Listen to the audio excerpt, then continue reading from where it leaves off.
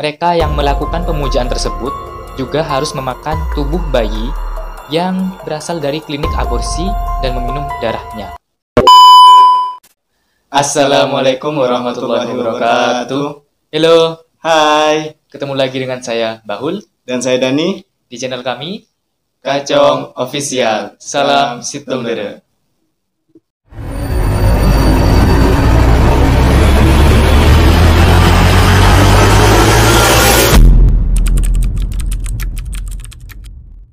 Kali ini kita punya segmen baru, yaitu Kaget. Nah, kaget itu sendiri adalah singkatan dari Kacong Get Ready to the Story. Segmen ini adalah segmen terbaru yang bertema horor di channel kami.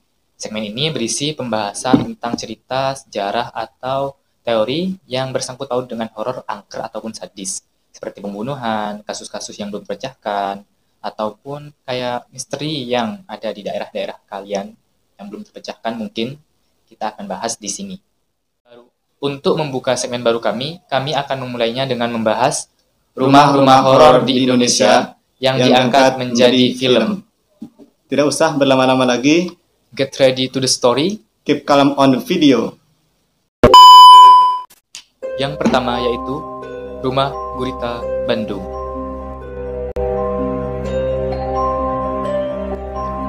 Kota Bandung memang terkenal dengan sebutan kota kembangnya. Namun, di balik hal tersebut, kota Bandung menyimpan sisi mistis di setiap sudut kotanya. Nah, salah satu keangkerannya yaitu Rumah Gurita. Rumah Gurita ini adalah salah satu urban legend yang ada di kota Bandung. Karena banyaknya misteri dan cerita horor yang dipercayai oleh masyarakat sekitarnya. Nama Rumah Gurita ini diambil dari patung raksasa yang ada di atas rumah tersebut.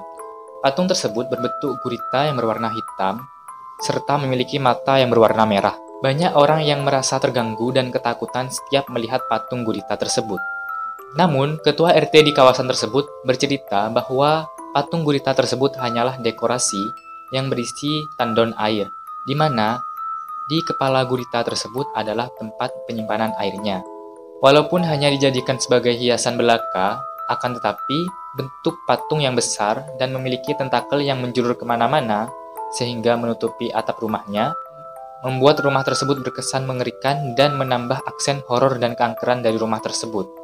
Walaupun kenyataannya hanya seperti itu, tetapi banyak sekali teori-teori yang bermunculan tentang rumah gurita ini. Salah satunya yaitu gereja sesat.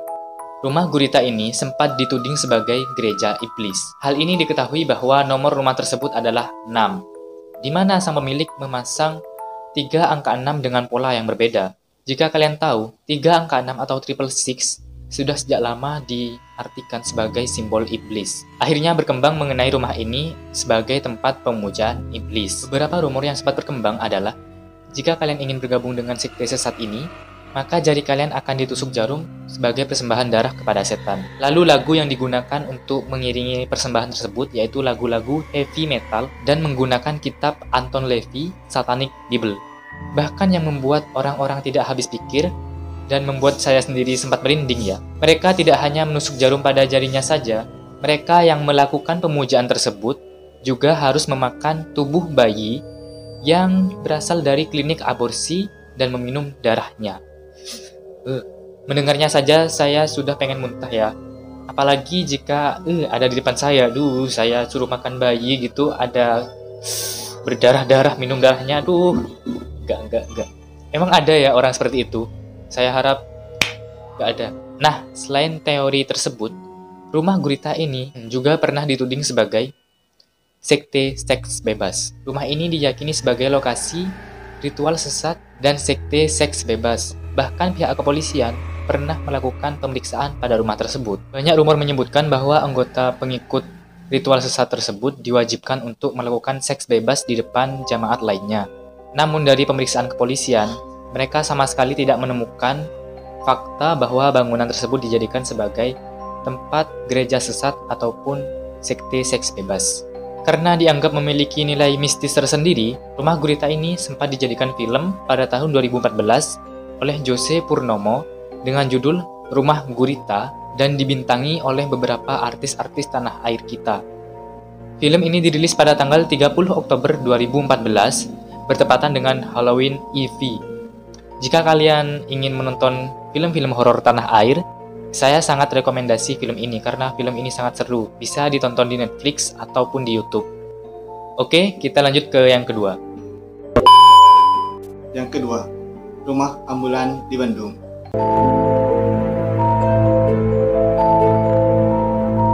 Rumah ambulan Bahureksa ini disebut salah satu rumah terangkat atau urban legend di Bandung.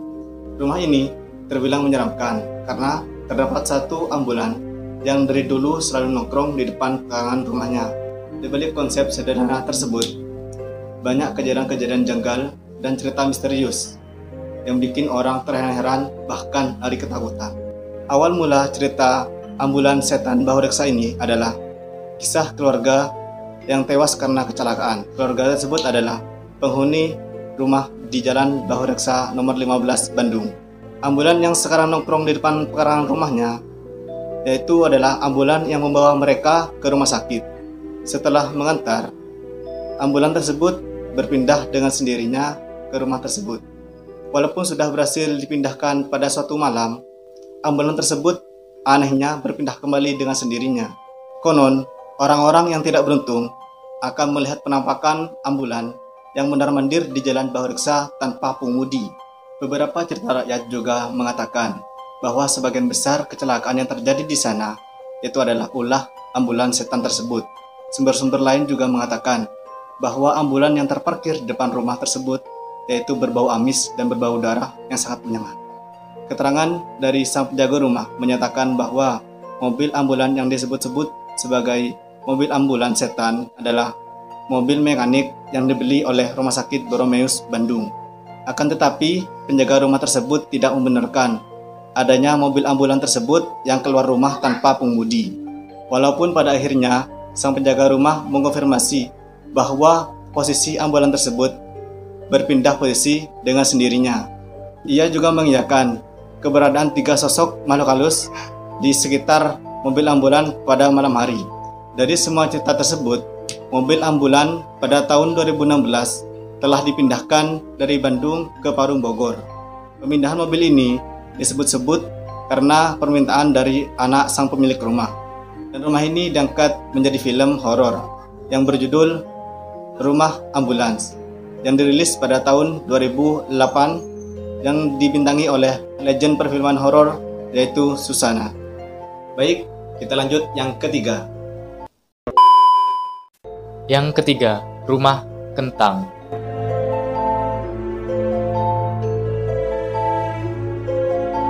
Ada 3 macam rumah kentang, yaitu yang pertama rumah kentang Jakarta, yang kedua rumah kentang Bandung, dan yang ketiga rumah kentang di Yogyakarta.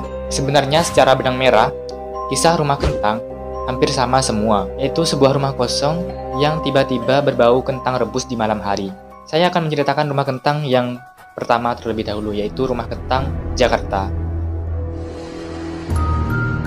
Rumah kentang Dharmawangsa menjadi salah satu kisah rumah kentang yang paling terkenal. Konon, pada zaman dahulu, ada seorang pengasuh anak yang sudah tidak tahan dengan kelakuan anak dari majikannya tersebut. Sebab anak tersebut sangatlah nakal dan sangatlah rewel.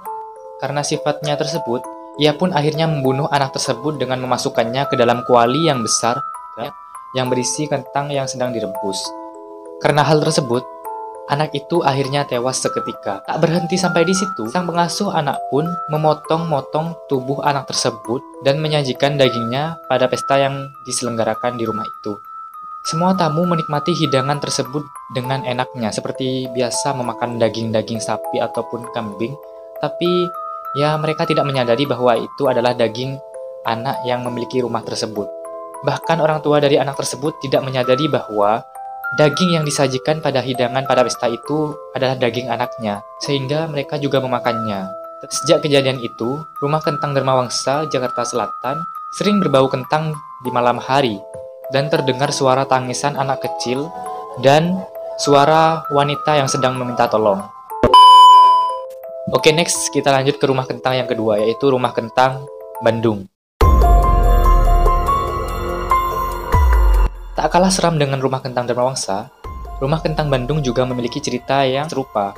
Konon di sebuah rumah di Jalan Aceh, seorang ibu sedang menggendong bayinya pada saat memasak. Secara tak sengaja, bayinya itu terjatuh dari gendongan ibunya dan masuk ke dalam kuali besar yang digunakan untuk merebus kentang. Sang bayi pun tewas seketika pada saat itu. Sejak kejadian itu, rumah di Jalan Aceh tersebut sering berbau kentang rebus pada malam hari. Beberapa warga sempat melihat penampakan seseorang yang berwajah hancur, bekas luka bakar, dan anak kecil yang tiba-tiba muncul. Kini rumah kentang Bandung diketahui sudah dipasang papan pengumuman dijual. Meski dijual dengan harga pasaran atau harga murah, akan tetapi rumah tersebut tidak pernah laku atau tidak ada yang membelinya.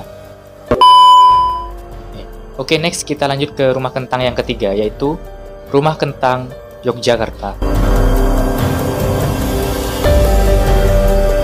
Berbeda dengan rumah kentang Dharma Wangsa dan rumah kentang Bandung, rumah kentang Yogyakarta tidak memiliki kisah seram di baliknya. Rumah kentang Yogyakarta hanya berbau kentang rebus pada malam hari. Banyak warga sekitar percaya kalau bau kentang rebus tersebut adalah pertanda bahwa genderuwo muncul atau sedang mendekati kalian. Tak cuma itu, beberapa kali warga atau masyarakat sekitar mendapati penampakan noni-noni Belanda dan seseorang yang berwajah hancur. Dari ketiga kisah tersebut, memang ada yang memiliki kisah yang serupa, tapi ada juga yang tidak sama. Namun, yang sama hanyalah pada malam hari sama-sama tercium bau kentang yang sedang direbus. Cerita ini diangkat menjadi film pada tanggal 21 November 2019 dengan judulnya yaitu sudah pastilah Rumah Kentang. Nah, ini juga rekomendasi dari saya untuk film horor Indonesia. Ini juga termasuk yang paling saya sukai sih. Jika kalian pengen menontonnya, bisa ditonton di Netflix atau di YouTube. Oke, kita lanjut ke yang keempat. Yang keempat, Rumah Tua Pangalengan.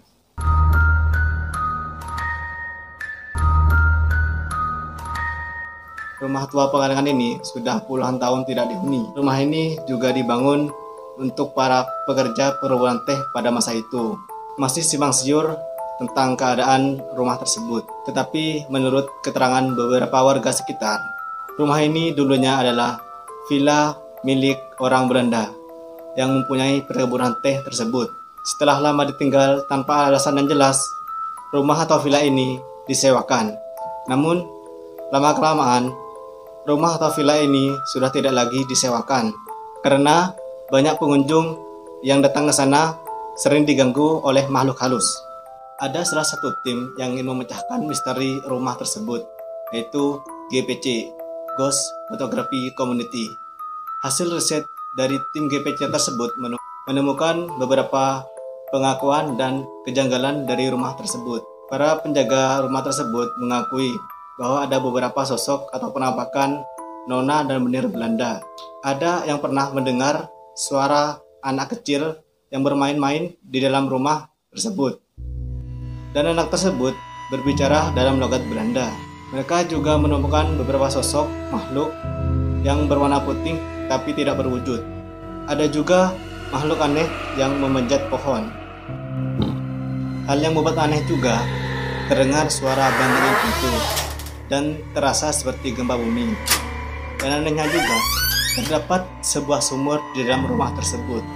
Cerita rumah ini diangkat menjadi film yang berjudul Pengabdi Setan yang dirilis pada tahun 2017. Walaupun rumah tersebut sudah direnovasi ataupun mengalami perubahan, namun nuansa horornya pun masih tetap ada. Banyak juga wisatawan-wisatawan yang datang ke sana untuk menguji nyali. Dan di sana pun itu dijadikan sebagai tempat wisata horor.